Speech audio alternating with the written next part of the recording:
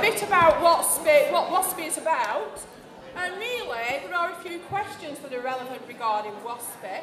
So not just what WASPI is about, but what has actually happened to women who fall under the remit of WASPI. What has WASPI achieved? And did women have equality? They're all pertinent questions to this issue. WASPI stands for Women Against State Pension Inequality. And this applies to women born in the 1950s who have been hit very hard by rises in their state pension age. The women weren't informed, and if they were informed, it was very late. We have some slides on our table over here. We invite people to come and look at those. We also have leaflets with information on for people to take away. And we're looking for new members to join our group. We're one of several groups nationwide. We're based in Chorley, but there are 140 groups nationwide at the moment. WASPI is actually campaigning for some money to come back to women who were born in the 1950s. Most of the women born in the 1950s have had 6 years added to their state pension age. So you can be a woman born in the 1950s with a state pension age now of 66 instead of 60. Somebody born a few years older than you still has a state pension age of 60. And that's where the inequality comes in. There were changes in 1995, 2011, and then new rules to new pension changes in 2016. The WASPI issue is a very complex issue. So the inequity is about the differences in the decade which are not evenly spread. You would think that with a rise of 6 years, there would be 6 months added to each year date of birth, but that's not the case. By the time you get to 1953 born, late 1953 born, you're practically at 66, and everybody else has a state pension age of 66 now. So 2/3 of the decade has a state pension age of 66. The state pension age rises are supposed to be to do with rises in life expectancy. The latest research shows that life expectancy for women is actually declining, especially poor women. This is actually a poverty issue. Women are poorer than men this age. Women in retirement this age have 40% of what the men have. The end result of these changes suggest that, given that 2/3 of men have provision, alternative provision to state pension, and they can actually retire before their state pension age of what was 65 before, this means that the third of poorer men and practically all the women have to carry on working in their 60s or face dire poverty. What has happened to the women? Well, women didn't have notice until after 2011. That's the second change.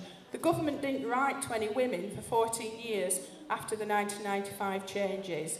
They started, then they stopped, because they knew they were going to do the changes in 2011. So most women, if they did receive a letter to tell them about the change, didn't get it until a few years before their 60th birthday. A lot of women haven't had a letter at all. So there has been a difficulty. What else happens to women? A lot of women are made redundant in the 50s, and it's known fact that it's difficult for women to get employment once they get to the late 50s, early 60s. So it's very difficult. Women were divorced on the basis of their state pension age being 60, didn't get a share of pensions on divorce. Legislation only became suitable for women upon divorce in the year 2000. So I can't understand why they didn't do the legislation the other way around. Give women rights for pension settlements upon divorce before they take state pension away, but they've not. The government chose to do it the other way around. It's whatever disfavours women, in my opinion. Women also do caring roles. Women do a lot of unpaid work. And women face ill health as they get older. What has WASPI achieved is probably the next question I'll go on to. WASPI have actually achieved 13 debates in Parliament and 2 early day motions. So that's 15 events that have happened at Westminster, and there are more to come. There's a follow-on now.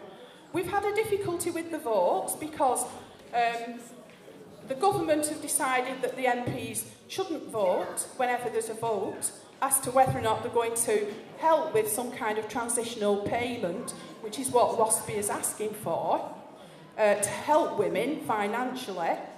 They either don't vote or else they're whipped to vote against us. But the last vote that took place in Westminster, we actually won the vote, which is why there's something going forward now. I would say, though, that the current government are ignoring the democratic process in all this because they're not willing to come to the table, acknowledge anything or negotiate anything. There's been a lot of attacks against the WASPI movement, suggesting that we should come up with calculations as to how much various arrangements might cost. And that's really something that the government should be doing, in my opinion, but also they've not even acknowledged that there is a problem. So they aren't even coming to any kind of negotiating table. We've had a lot of negativity thrown at us, saying that we're asking for too much. We're asking for compensation in regard to the change, so that it puts us in the same financial position we would have been from the age of 60. I can see other resolutions possible, but WASPI aren't promoting that at the moment. And I wouldn't promote those until the government actually acknowledge and come to the negotiating table anyway.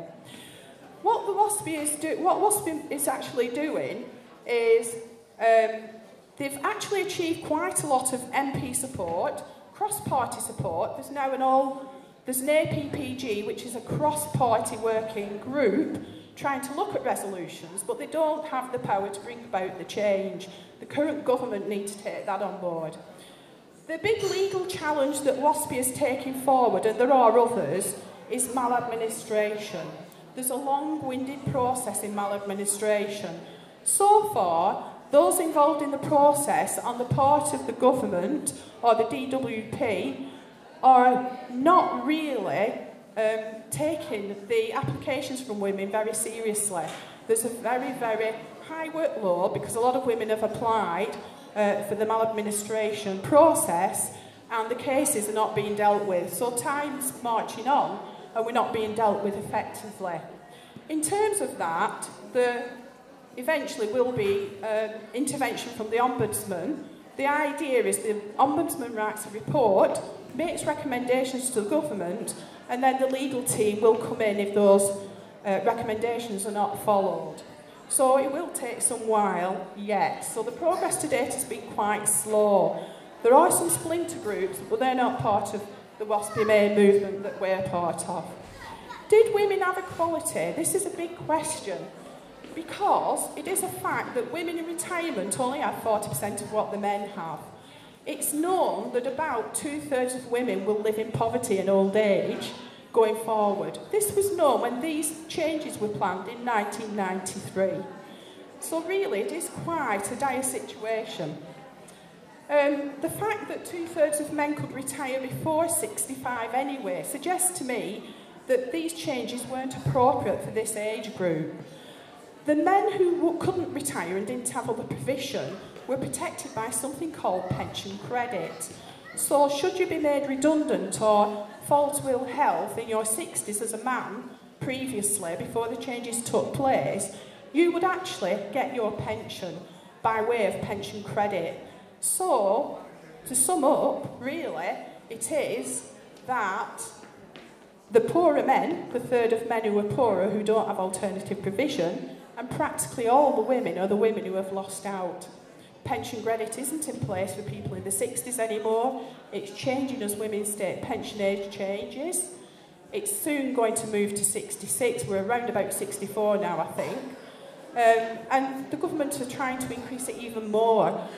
If I was a younger person, I would get on board with this movement, because I don't think anybody should work beyond the 60s or into the late 60s. There's something called health inequality, so that if you, in fact, become ill or you are poorer, then you're more likely not to have a healthy old age. To keep you working through not giving you a choice of retiring is really quite bad for people's health. And as Rebecca Long-Bailey said earlier, we should be looking at people having well-being or quality of life. I think that's really important as we age. And I think it's very interesting that in the UK, unlike other countries, we aren't backtracking on these changes, and we don't seem to be very interested in positive aspects of people getting older. We seem to be quite negative towards older people in the UK. That's the impression I get from the current government. Anyway, if you are interested and you would like to come and visit our stall, we are just here, fortunately, very close to the stage. If I'd have had the choice of making these changes, and I was in government, and I wanted to take the state pension age to 66, I would have changed it by 6 months rise each year date of birth. That is not what's happened. 2/3 of women born in the 1950s have had 6 years state pension age added on. It's too much. We don't disagree with people getting state pension at the same age, but there were alternative choices, and the government chose the one that took most money from women, the driving women into poverty. Thank you very much.